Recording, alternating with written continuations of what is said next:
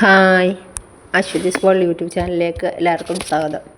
ഇന്നൊരു ഈവനിങ് വ്ളോഗാണ്. ഈവനിങ് വ്ളോഗും ഉണ്ട്, അതിൻ്റെ പിറ്റേന്നെടുത്ത് ഒരു മോർണിംഗ് വ്ളോഗും കൂടാണ്. എനിക്ക് വൈകുന്നേരത്ത് ഫുൾ എടുക്കാനായിട്ട് പറ്റിയില്ലായിരുന്നേ, അപ്പോൾ രണ്ടായിട്ട് എടുക്കാമെന്ന് കരുതിയത് ഇതാണ്.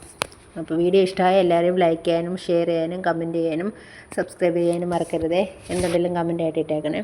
അപ്പോൾ ഇന്ന് മഴയൊക്കെ മാറി നിന്ന് രാവിലെയൊക്കെ ഭയങ്കര മഴയായിരുന്നു. അപ്പോൾ മുറ്റം ഒന്ന് തൂക്കാമെന്ന് കരുതി. ഈ ഇലയെല്ലാം കൂടെ വീണേ ഇൻ്റർലോക്ക് ഇല ഒട്ടിപ്പിടിച്ചിരിക്കും. അപ്പോൾ വെയിൽ വരാതെ നമുക്കൊന്നും തൂക്കാൻ പറ്റത്തില്ല.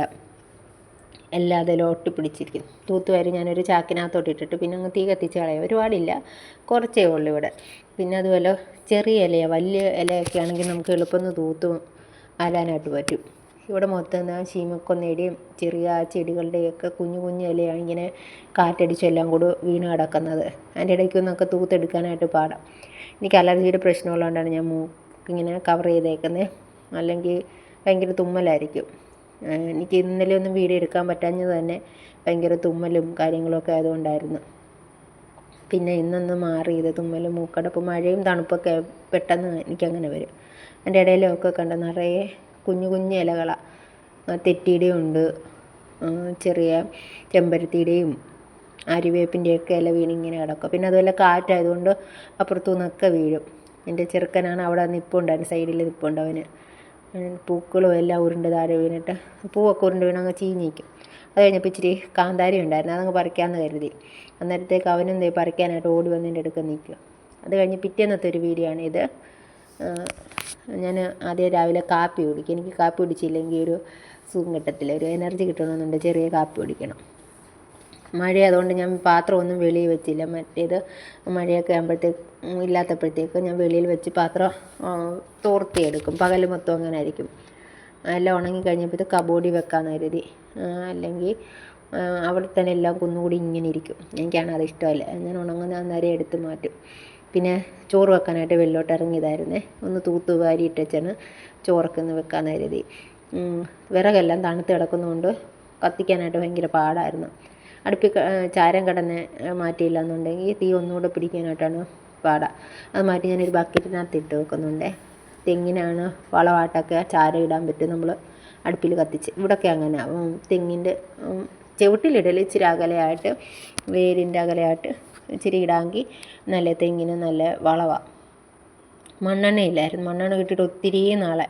അങ്ങനെ ഞാൻ പേപ്പറും കൊതുമ്പേലോട്ടും ഒക്കെ തീ പിടിപ്പിച്ചിട്ടാണ് വിറകൊക്കെ വെക്കുന്നത്. കുറേ നേരം പിടിക്കും കത്തി വരാൻ. മണ്ണെണ്ണ നമുക്ക് ഇച്ചിരി ഒന്ന് വിറകിലൊന്നും ഒഴിക്കാമെങ്കിൽ പെട്ടെന്ന് അങ്ങ് തീ പിടിക്കും. ഇതാണ് ഇടയ്ക്കിടയ്ക്ക് ഞാൻ പേപ്പർ ഇങ്ങനെ വെച്ചുകൊണ്ടേയിരിക്കണം, അല്ലെങ്കിൽ തീ കത്തത്തില്ല. അതുമല്ല ഞാനൊന്ന് എണീറ്റ് മാറി കഴിയാമെങ്കിൽ ആ തീ അങ്ങ് തവിഞ്ഞു. ഇതിപ്പോൾ വിറകുള്ളതുകൊണ്ടാണ് ഞാൻ വീട്ടിൽ നിന്ന് വിറകെടുത്തുകൊണ്ട് വന്നതാണ്. ഇവിടെ ആണെങ്കിൽ വിറകൊന്നും ഇല്ല, അങ്ങനെ എല്ലാം നമ്മൾ വിലയ്ക്ക് മേടിക്കണം. വീട്ടിൽ അവിടെ പറമ്പിൽ നിറയെ മടലും കൊതുമ്പും ഒക്കെ തൊണ്ടും ചിരട്ടയൊക്കെ ഉണ്ട്. അപ്പം ഇടയ്ക്ക് ഞാൻ പോയി അവിടെ നിന്ന് എടുത്തുകൊണ്ട് വരും. തീ നല്ലോണം കത്തുന്നത്, ഞാൻ അവിടെ നിൽക്കുന്നതുകൊണ്ടാണ് തീ നല്ലോണം കത്തുന്നത്.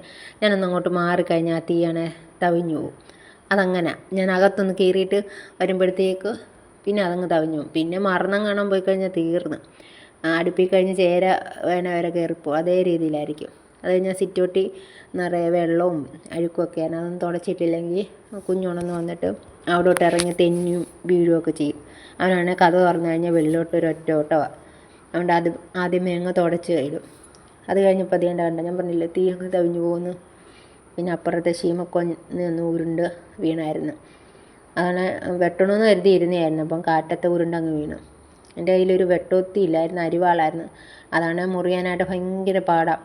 ഞാൻ കുറേ നേരം ഇട്ട് വെട്ടിക്കഴിഞ്ഞാൽ അത് മുറിയുന്നത്. മഴയായിരുന്നു, നല്ല ചാറ്റൽ മഴയുണ്ടായിരുന്നു. ഞാൻ അത് ആ കോട്ടിട്ടുകൊണ്ടങ്ങ് ചെയ്യാമെന്ന് കരുതി. അതിൻ്റെ ബാക്കി ശിഖരങ്ങളൊക്കെ അങ്ങ് മണ്ടയ്ക്കായിരുന്നു. ലാഡറൊക്കെ ഇറങ്ങി വെട്ടിയാലേ അത് വെട്ടിയെടുക്കാൻ പറ്റത്തുള്ളൂ. അല്ലേ വീണ്ടും അത് കാറ്റത്ത് ഉരുണ്ട് വീഴുകയും ചെയ്യും, ഇലയെല്ലാം പൊഴിഞ്ഞ് വീഴുകയും ചെയ്യും. കൈയോടെ അതങ്ങ് ചെയ്യാമെന്ന് കരുതി. പിന്നെ അവിടെ വീണ് കിടന്ന കുറേ ഇലയും അഴുക്കുമൊക്കെ ഉണ്ടായിരുന്നു. മഴ മാറട്ടെ എന്ന് നോക്കിയിരുന്നു കഴിഞ്ഞാൽ നടക്കത്തില്ല. കൈയോടെ അങ്ങ് തൂത്തുവാരാന്ന് കരുതി. തൂത്തുവാരി കഴിഞ്ഞ് പിന്നെ എനിക്ക് അകത്തങ്ങ് കയറിയാൽ മതിയല്ലോ. പിന്നെ അതിന് വേണ്ടി നിൽക്കുകയും വേണ്ട. അത് കഴിഞ്ഞ് പിന്നെ ഭയങ്കര മഴയുമായിരുന്നു. എല്ലാ ഇലയെല്ലാം അവിടെ കിടന്ന് ചീഞ്ഞ് കഴിഞ്ഞാൽ നമുക്കാണെങ്കിൽ തൂത്തുവാരി എടുക്കാനായിട്ട് പറ്റത്തില്ല. ഞാൻ തുടച്ചിട്ട് സിറ്റോട്ട് വീണ്ടും ഉറുമ്പെല്ലാം കൂടെ കയറിയിരുന്ന് നിറയെ അഴുക്കുമായിട്ടിരിക്കുന്നുണ്ട്. പിന്നെ അതൊന്ന് കൈയോടെ അങ്ങ് തൂത്തുവാരിയൊക്കെ കരുതി. തീയാണ് അത്യാവശ്യം നല്ലോണം കത്തുന്നുണ്ടായിരുന്നു. അതിൻ്റെ ഇടയ്ക്ക് ഞാൻ അരി ഇട്ടിട്ടുണ്ടായിരുന്നേ, അതെടുക്കാൻ പറ്റിയില്ല. നേരത്തേക്ക് കുഞ്ഞുണർന്ന് വന്നായിരുന്നു. പിന്നെ ഞാൻ ആ അരിയും കഴുകിയിട്ട് ഇന്നെന്താണെങ്കിലും തീ നല്ലോണം കത്തിയായിരുന്നു. അതുകൊണ്ട് എളുപ്പം അരി അങ്ങ് വെന്തായിരുന്നു. അല്ലെങ്കിൽ ഭയങ്കര താമസമാണ്. നമ്മളങ്ങനെ മറന്നു പോയി കഴിഞ്ഞാൽ പിന്നെ അത് വീണ്ടും ഓലക്കയെല്ലാം വെച്ച് കത്തിക്കുക എന്നാണ് പറഞ്ഞത്. എനിക്കത് വോയിസ് കേട്ടപ്പോൾ ഓലക്കയായിട്ടാണ് തോന്നി. ഓലക്കയില്ലേ, തെങ്ങിൻ്റെ ഓലയുടെ, ഞങ്ങളുടെ ഇവിടെയൊക്കെ ഓലക്ക എന്നാണ് പറയുന്നത്. ഉണങ്ങിയതിന് പച്ചേനും അങ്ങനെ തന്നെയാണ് പറയുന്നത്. ഓലക്ക, ചീയ, ചൂല് അങ്ങനെയൊക്കെയാണ് പറയുന്നത്. അപ്പോൾ ഇത്രയുള്ളൊക്കെ. ബായ്.